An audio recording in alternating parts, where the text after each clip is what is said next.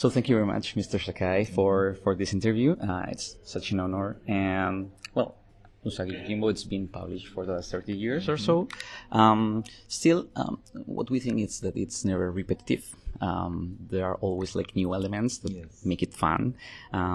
So how do you achieve this? We were wondering, what's the secret formula, the recipe, the magic recipe, right?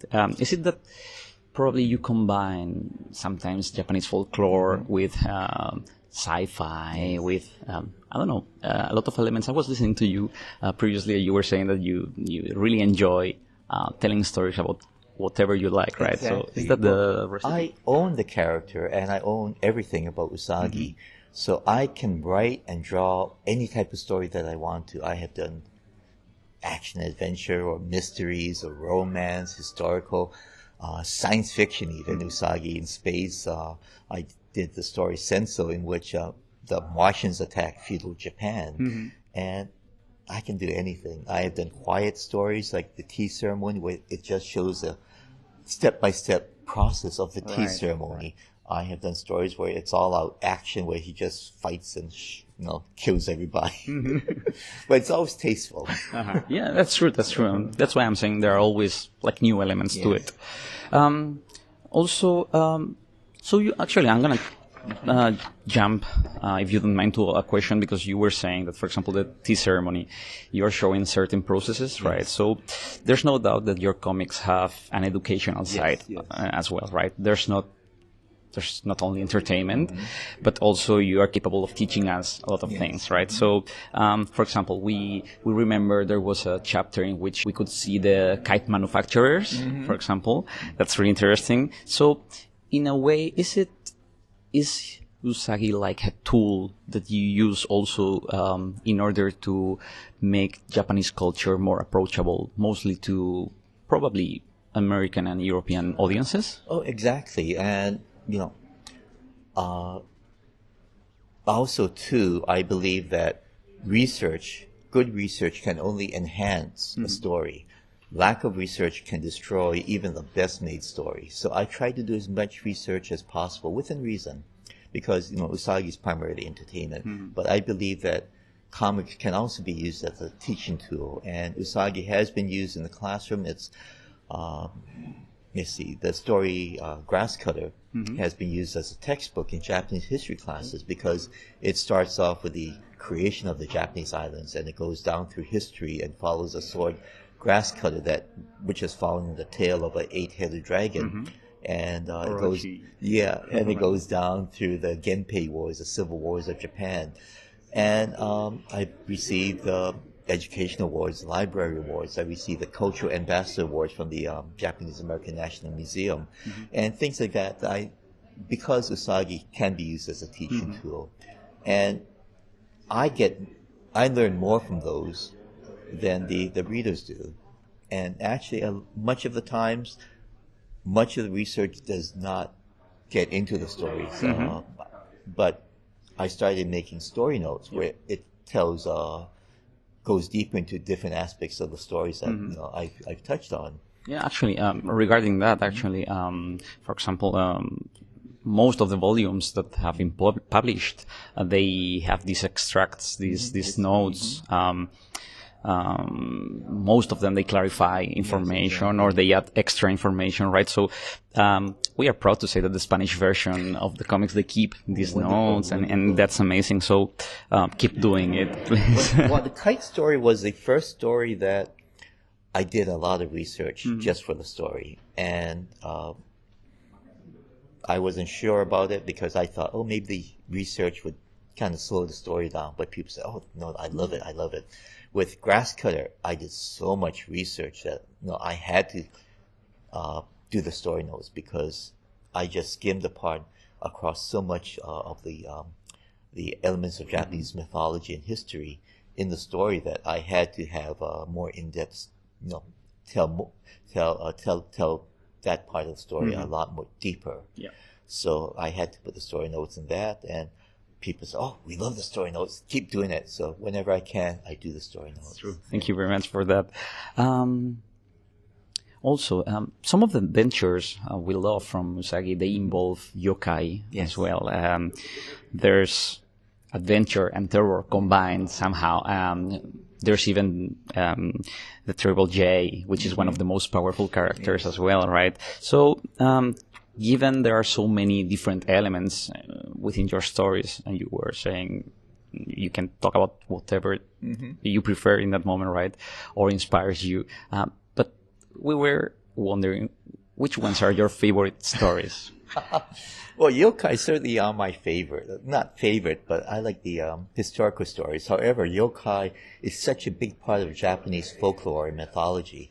Japan has, for a country that small, has such a rich tradition of folklore, monsters and demons. Not only the really horrific, not only the scary ones, but the really goofy ones as well, like the umbrellas at with the foot, and it's believed that when an object reaches 100 years old, like sandals, it takes on life, and that's why there are so few second-hand shops in Japan, because you never know how old that teapot is. It might be 99 years old, and next year, if you buy it will come to life and start jumping around your house.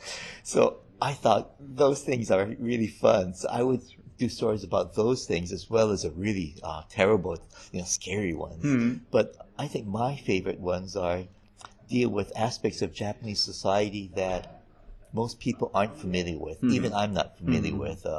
Seaweed farming or soy sauce making, or how different festivals are created. And for me, I love doing the research for those. So, I think the historical ones or cultural ones are my favorite. Great. I think ours too. So this is actually a funny question, but I think it's something we've always wanted to know. We are in a world full of anthropomorphic beings, right? I mean, there are animals that resemble human. Right. And actually, so a lot of people are asking, what's this world? Is it a parallel universe? Is it an unknown dimension? Is it the Earth's past? Is it a dream, or it doesn't matter at all? It doesn't matter. I mean, it's like we are. It must be a parallel world, I guess, but when I created Usagi, I love the idea of a rabbit samurai, and especially the visual of his ears tied up into a chonmage. And I had the decision whether to put him in a human world, like the only animal in a human world, and it just didn't make sense that way. So I put Usagi in a world where it's populated by all animals. And I think I made the right decision. People ask me about the lizards running around Usagi's world, the tokage. And I created those because things that are pets, cats, dogs, scavengers, rats in our world are people in Usagi's world. So I needed something to take the place of those wild animals in our world, and I came up with those lizards, the tokage. And the funny thing is, people ask me, do they really have those giant lizards in Japan? And I say, oh yeah, they're all over the place. They run around the streets, they get hit by cars. Oh, they're such a nuisance. So if you go to Japan, you will see them, right? All those tokage, you can get tokage sushi. Then people will look for them. Actually, that's how it got started. Actually, you were saying that, Usagi, he has such a powerful image. He's a rabbit, but, that's weird in a way, right? Because we were thinking, okay, rabbits are actually kind of scared of everything. Timid. So that's right the opposite from our hero here. So is there a way in which you choose your character's species, or does the species have something to do with the personality of each character, or it doesn't? Well, sometimes I would use an animal because of certain qualities, like Katsuichi, his teacher. He's a lion because he's strong and noble. Exactly. And other characters I use because they're timid.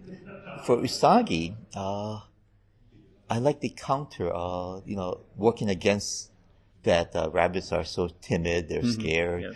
And I used Gen, the rhino, because I like showing the rabbit next to this huge rhino. I like the juxtaposition. But also, too, Usagi as a rabbit. Rabbits are very popular in Japanese folklore. There's many stories about the rabbit, and he's always the good guy. He's always the hero. So I like that. And in Japanese folklore, in the Western folklore, there's a man in the moon. In Japan, it's a rabbit in the moon, and he's pounding mochi. Yes, I've seen that. So, the rabbit is very strong in Japanese culture and folklore. So that's another reason why I chose a rabbit to be the hero. Nice, very nice. So some news. Right now, the series are gonna start from issue number 1 again. Many people are thinking, okay, is this going to affect the continuity of the series, or what's the reason behind this decision? The reason behind it is Dark Horse, their marketing department. Okay. However, on the cover it will say like Usagi Yojimbo, the hidden number 1 of 7, but inside it will still have the continuing numbers. They'll have the hidden number 1, but at the same time next to it will say Dark Horse issue number 263. Next to it will say issues 275 of the complete Usagi. So the numbering system will continue. It won't really affect my storytelling. It's mainly for marketing. And currently, when you talked about the number going back to number 1, that's because we're starting off with a 7-part miniseries called The Hidden, and it's about the early Christians, European Christians in Japan, and the persecutions. And that's something I really want to get into. It's very, very different from the regular Usagi story. It's a murder mystery, but it revolves around the Christian religion in Japan. And I doing research. Last year I was in Japan. I visited a Christian mirror maker, traditional mirror maker, and he showed me how he's the last of a long line of mirror makers, and there's no one to take his place. So after he dies, that tradition has ended.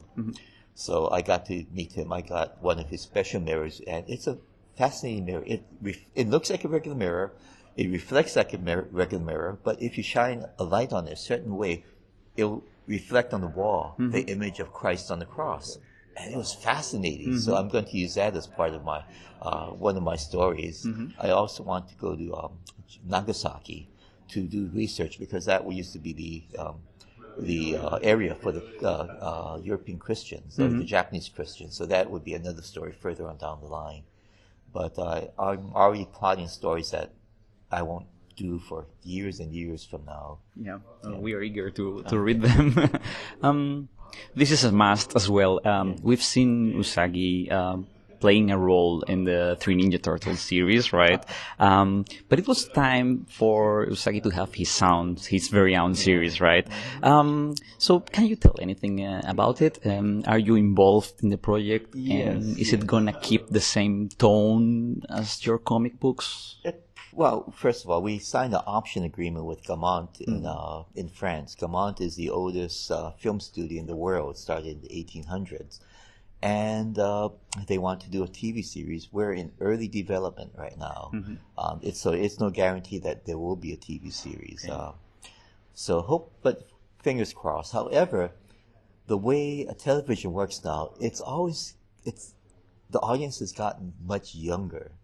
For cartoons, so we're aiming towards a 7 to 11 year age range, and that's the age range that the last version of the Ninja Turtles is going for. Which I was surprised, because Usagi appeared in the last season of Ninja Turtles, and I mean, people were dying there. There was one guy got trampled by a horse. I was surprised, but the Ninja Turtles are being rebooted as well, and they're going for a much younger audience.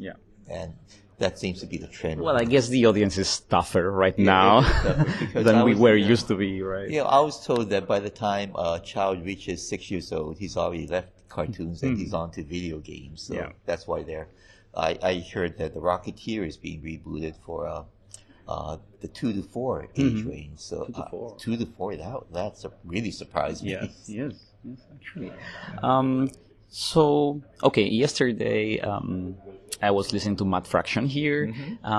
He said that whenever he writes a script, he always keeps in mind the end for it. So he can't start writing if he doesn't know the ending for the story, right?